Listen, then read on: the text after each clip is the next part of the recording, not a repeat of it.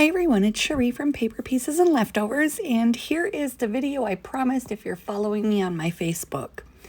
This file is from cadoodlebugdesigns.com. It is the Sitting Watermelon Lamb. I imported her into Cricut Design Space with a width of 7.0. I let the height auto adjust, and it's just because this is the height that I wanted for me. And you can import her at whatever size you'd like. It's your preference. So a way I found it works for me, and you can find what works best for you, is to glue all of the smaller pieces together before gluing the entire project together.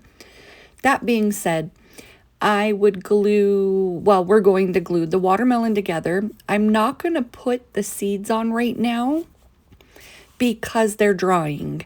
I did run them through the Xyron sticker maker, and I'll give that a breakdown later on in the video, explaining where I got it and how it works and whatnot. So what we're going to do is glue the watermelon together. You're going to put the seeds on either now or later at the end. And what I did with the flower is I made a duplicate. So on the back of the flower, I glued another one, and I only glued the center down. And that's just to give it some extra dimension. The red color paper that I used is going to be Basil, and it is the color Berrylicious. I did go with Grenadine by Basil first, but it was a little too dark for my liking, so I softened it up as the Berrylicious has a red color, but a pink to it also. So it softened it, which made it work for me. I did go around the edges of it with Memento ink in the color Love Letter. The green cardstock of the watermelon is going to be American Crafts. It is Coordinations, but it's Sandable Lime. You can pick whatever colors you'd like. I just went with what worked for me. And that is the flower done with the extra flower behind it. And what I did for the center of my flower, I put glue with chunky glitter on it just to give it some dimension. Sorry about the glitch right there. That's because my camera, I'm still learning how to use it. I have to remember to zoom in and out. We're going to work on the paws. This is more of the smaller pieces. So you're going to get the two little half circles, and we're going to grab the smallest white pieces as that is the top part of the hand. Well, the paw, the hoof and the paw, there, I don't know. Well, the fur. So what I did is I just tried to scoot it up where it didn't hit that middle peak indent. And the good thing about the hoofs is you can actually make the black portion as small or as large as you want, because the base doesn't have a particular sizing that it needs to be to cover the base. So whatever works for you is going to be how you can do it. I just scooted it up so that way it was just a smaller portion showing. And the base, I did point there. In Cricut Design Space, it is actually darker, but I ended up using the same color as my face, which is going to be American Crafts, the color Stone. I do get all of my paper from 12 by 12 cardstock shop. Reason being for that is it does make it very convenient as they ship right to your door, and if you spend a certain amount, it's free shipping. So back to the smaller pieces. We got the majority of all the smaller pieces done. If you glued the center to your flower, put your hoofs together, your paws, whatever you want to call them, and your watermelon with all the seeds, that's just leaving now the base with all of the main working parts that are going to put it together. Glue that right arm down first, well, the right side. And the left side, I'm going to show here, put the body down dry, don't put glue on it, and slide the arm on the left side. It would be its right arm, but looking at the left, slide that one behind the body to glue it down. You technically don't need the arm on the left side that I'm touching now because of the fact that it's hidden behind the watermelon. Just with my OCD, I have to know that it's there, whether it serves a purpose or not. I'm just letting you guys know if you don't want to fuss with that arm or even use ink on it, just go ahead and omit it from the piece because it's going to be hidden behind the watermelon if you do the piece correctly. So this is just plain black textured cardstock, again from American Crafts. My white is plain, well, it's textured cardstock, not smooth. It's white from American Crafts as well. You don't need a lot of colors for this file, which does make it very convenient, especially if you're new. The eyes can be tricky, and the reason I do my eyes off camera is sometimes because I lean forward to see them and my head ends up in the way in front of the camera, or they're not right. And eyes are very time consuming, especially if you have a certain particular way you do your eyes. I'm not super fast at eyelashes with my trimmers. For those of you who have been following me for a long time, I am as blind as a bat, and I do have to put my face really close to my piece.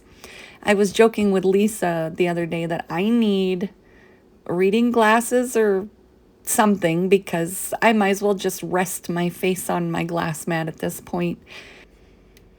I can see far away just that up close anymore. I might get LASIK. I don't know. I'm kind of scared. LASIK? Yeah. I see that EVO ICL commercial with the Jonas Brothers, but they only do it until 45, and I'm at the mark. So I don't even think I'm a candidate for that.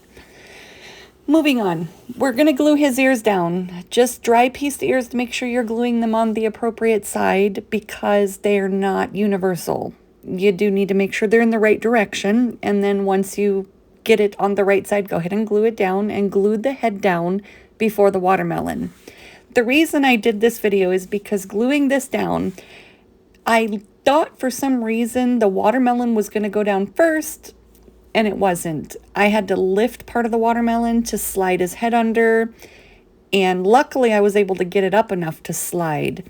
But I just know that looking at it, looks can be deceiving. I've been doing this a long time, over 20 years, and I do take into consideration those of you who are new to this.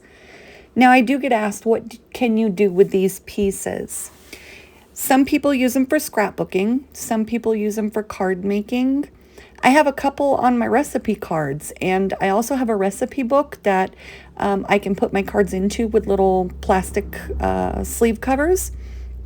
And the book itself has a cover on it, and I have a couple pieces on the actual cover, and I cut out some chunky letters, and it says recipes. I know that people use them for different things, so it's really what is best for you and what you're looking to make these for.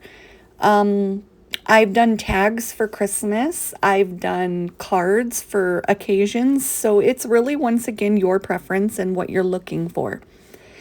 After you glue his head down, you can do the face now or after. You're going to glue the watermelon. And basically now it's top from bottom. We're going to glue his hair down and work our way to his feet, because the hands are going to go down underneath his feet.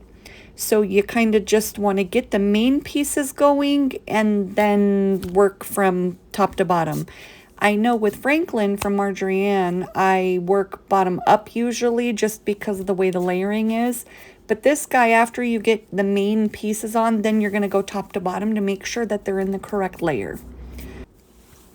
I do apologize for the noise. I actually just re-recorded a portion of this because I live off a very busy street. Even though I have a service street breaking us up from the main street in front of my house, they use it as a racetrack to get to the freeway, and that was really loud. So back to what I was saying, we're going to glue his hands down because you already did those in the beginning. Remember that.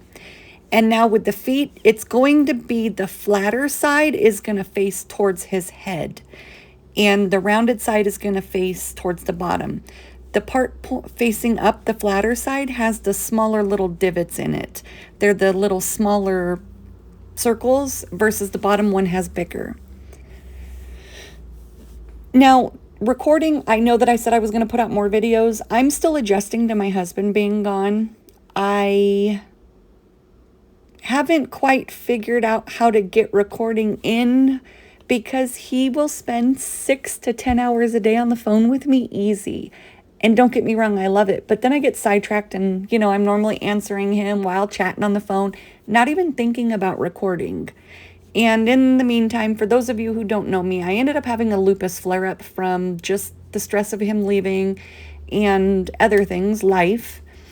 And that took me down for almost 8 days. I started steroids and I was up and about, but I couldn't sit anywhere to do anything except my couch on the Chase Lounge or in my bed, because my husband bought us the bed that has the reclining features on it, on the base, just because of some days I don't want to get out of bed.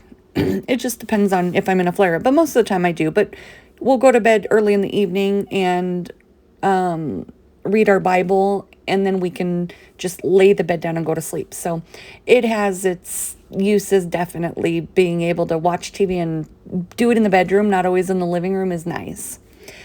So after you get his feet on, we're going to go ahead and glue down the black little pads to his feet, and he's almost finished.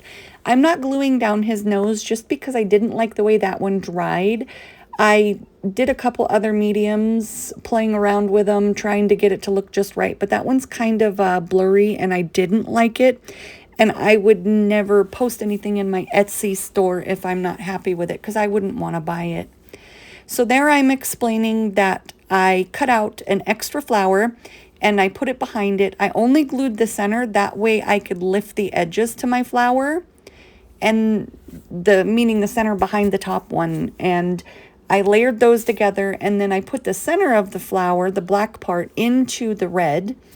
And I went, like I said, with some glue and some chunky glitter. It's just my thing. You guys can use, what is that, a Wink of Stella?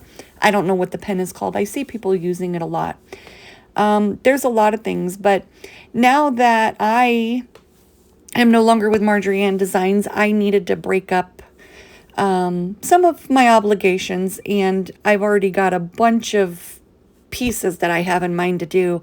I print them on 5x7s. They go in my filing cabinet, and as I do them, I can just have it next to me if my tablet's dead. So it's a backup, because my daughter likes to use my tablet and forgets to plug it back in. And I know not all of that is her brain injury. Some of it is just laziness. I'm on her all the time. Don't use my stuff. And she's already adopted my other tablet. It's hers, and she's adopted my Switch. She's got plenty of stuff, but once her stuff is dead, she comes and kills mine. So the Xyron sticker maker, you can find those online. I got mine from Hobby Lobby a long while back when they were using the 40% coupons. Well, when we were able to use, I should say, when they were accepting. And they no longer accept it, so you can get them on Amazon. You can still get them from Hobby Lobby. You're looking at about $8 a refill, and you want the ones that say permanent, not temporary. The permanent one is going to ensure that you can use it for archival purposes, and it won't lift off and end up somewhere in your page protector when you open your scrapbook. I was looking to give you guys an example, but I shipped most of my orders out.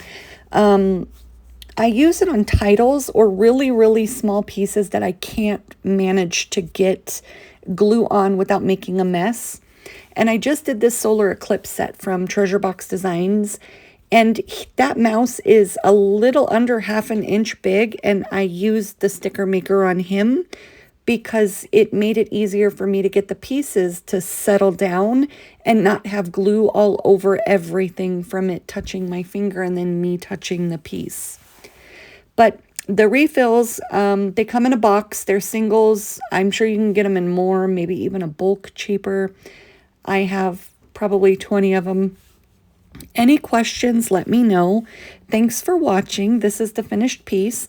I am going to try to get more videos, and I told my husband if he talks to me at night, then he's not so distracting during the day, and he said he agreed.